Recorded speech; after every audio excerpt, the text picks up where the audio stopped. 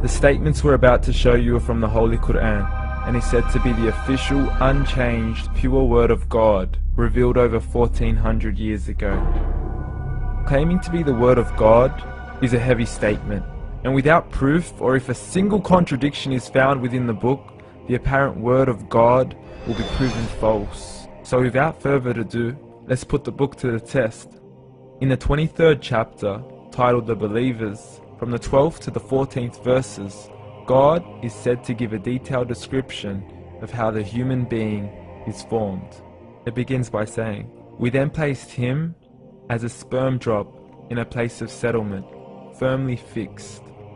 Then we made the drop into a alaqa." We will translate this word very soon. "And then we changed the alaqa into a lump.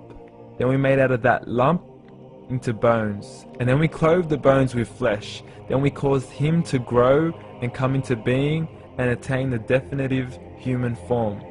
In the 21st century, we can now safely say that this verse is clearly describing the process of human development in correct chronological order. However, what we should be paying attention to in particular is the second stage, referring to the development of the embryo. The specific word used to describe the embryo in this verse is the word alaqa. The word alaqa, when translated into English, can mean three separate things. Firstly, a blood clot, or to be suspended, that is to be hanging or clinging to something, or thirdly and finally, a leech. Now, all three definitions don't come anywhere near what we perceive to be the human embryo. So, why are these words used, and what significance do they share with the human embryo? Can the embryo be described as a blood clot? Well, what do you think?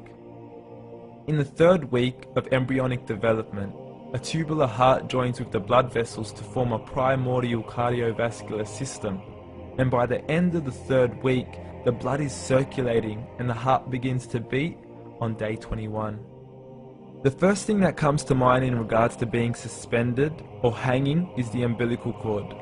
But we can't use that example because we are simply referring to step 2, before the baby has even formed.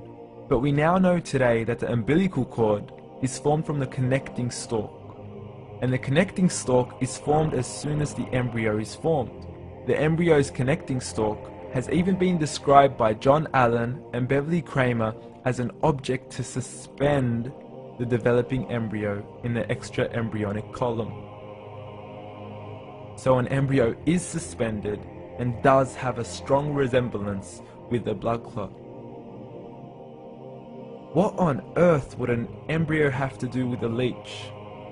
Figure A shows the structure of an embryo at 25 days.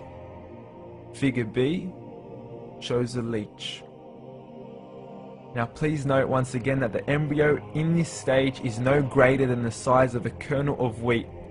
This is an X-ray of the embryo at 22 days. This is the internal structure of a leech. It's mind-blowing stuff, but you still haven't seen anything yet. This is the head of the embryo at 22 days. The detail you are seeing right now is absolutely impossible to be seen with the human eye and can only be seen with a microscope. This is the back end of a leech. There's no other words used to describe this other than mind-blowing. The pictures we have shown you are impossible to be seen with the human eye or even to be predicted by the human mind. Once again, the verses we have shown you were revealed over 1400 years ago to a man who couldn't read nor write. Are these the words of God? Descriptions of the human embryo in the Quran cannot be based on scientific knowledge in the 7th century. The only reasonable conclusion is that these descriptions were revealed to Muhammad from God, from God, from God, from God.